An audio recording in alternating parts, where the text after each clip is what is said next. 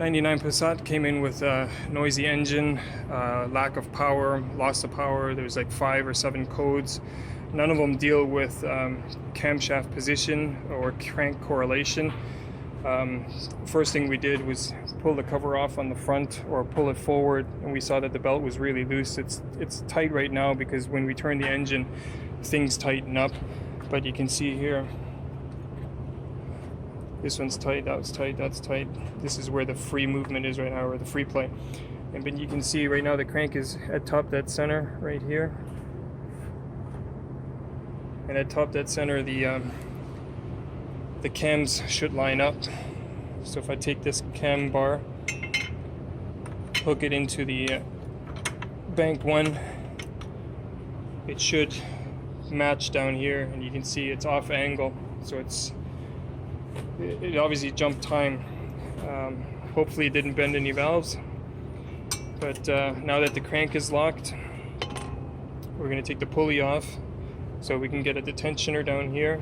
We're going to reposition, or we're going to take the belt off, reposition the cam belts or the cams, tighten the belt back up using all these old parts because we need to know if the engine is worth saving or not. If the engine runs nice and quiet after tensioning and aligning the cams and tensioning the belt, we are then going to recommend a timing belt kit, water pump kit, because we don't want to install that ahead of time if the engine is not any good.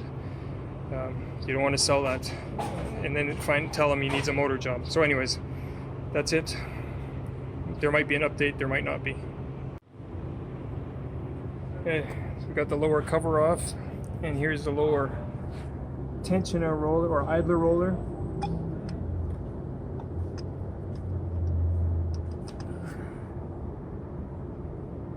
That one's kaput. You can see the ball bearings here.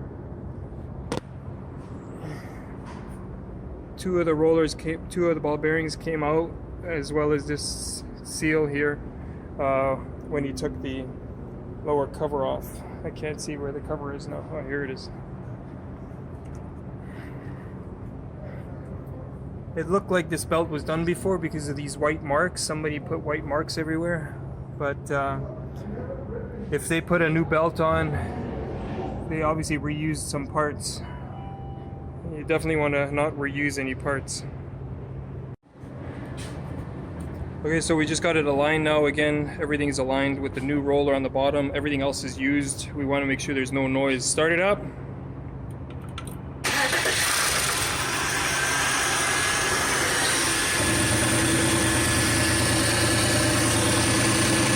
That should be okay. Rev it a little.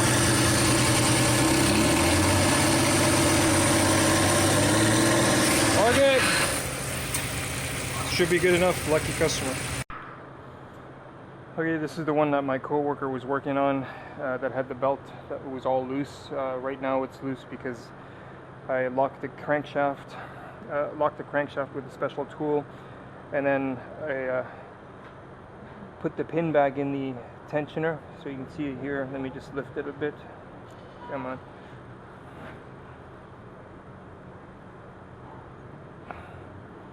The tensioner here is actually loose. Sorry, you can't really see, but it doesn't matter. So with the belt loose, I was able to then turn the camshafts to align them. So now that they're locked, you have to loosen off the locking bolts so that the sprockets spin freely. So it's a 16 millimeter. I should actually use a bigger ratchet.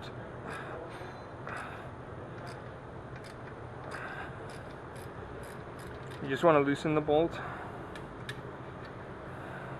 Same on this side.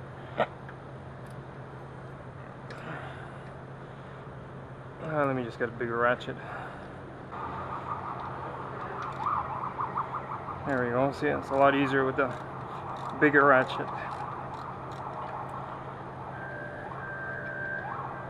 Okay, so the bolts are loose, and you can take this bar out. And then what we do is we grab the sprockets and we break them loose.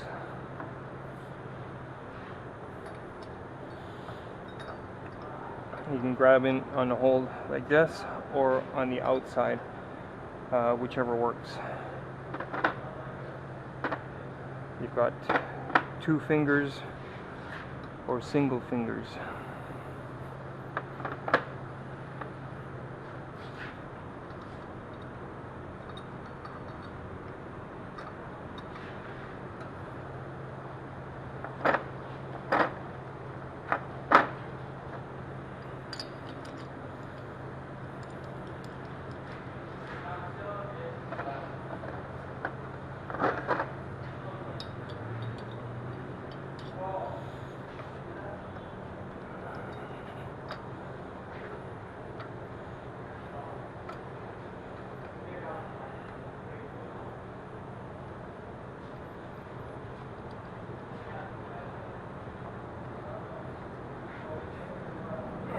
Of course, you got to make sure you're hooked in.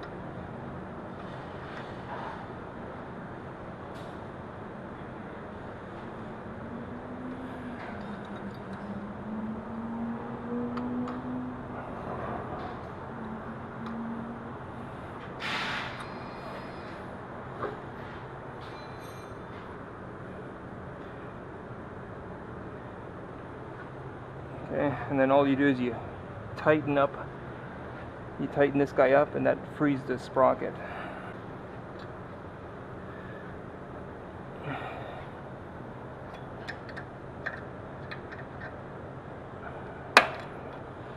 And that's all it needs is that pop.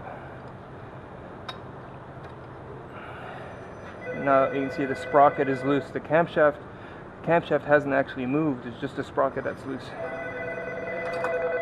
Okay, so one down. We do the same thing on this one.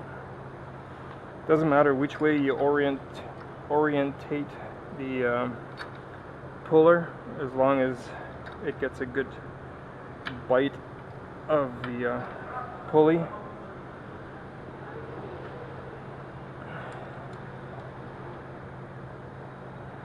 And just double check, sitting against the bolt.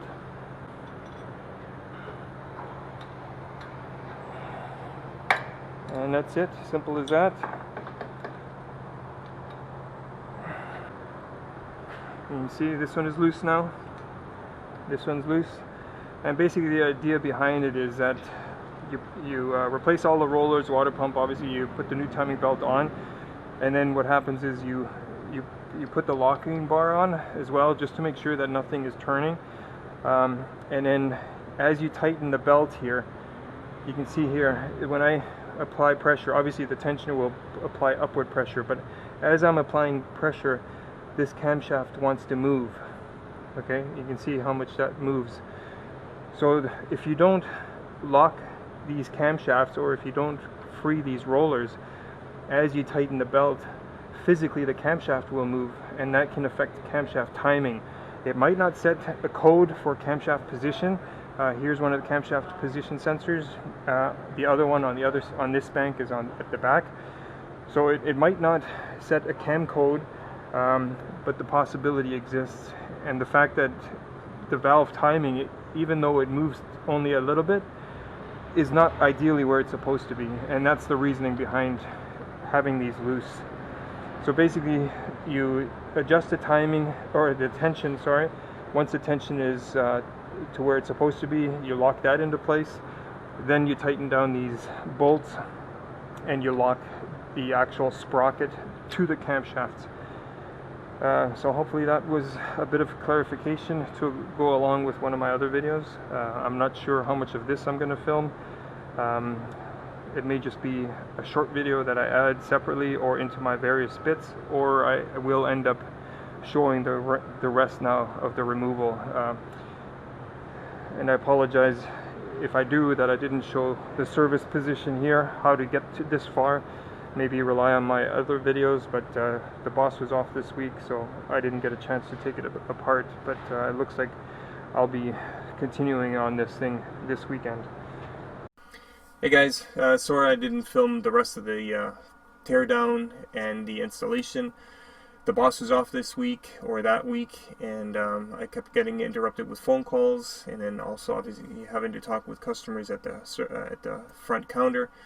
And then I just passed the job off to one of the other guys. Initially, the apprentice took apart or moved the front end to the service position and took off the upper timing belt covers. Got it to the point where we had the loose belt. Then I continued on from there. And then, like I said, I kept getting interrupted. So then I moved my other senior tech on the timing belt, and he did the rest. I actually did the water pump replacement on the weekend. I came in on the weekend because we were a bit behind schedule with things, and I installed the water pump on the weekend, had everything ready for the timing belt to go on, and that's when the other guy took over on the Monday. Car is running fine, so the customer lucked out, and you saw how far the cam timing was out, so it could have been quite bad for the customer in terms of needing cylinder head work, but he was lucky. Back on the road, running good.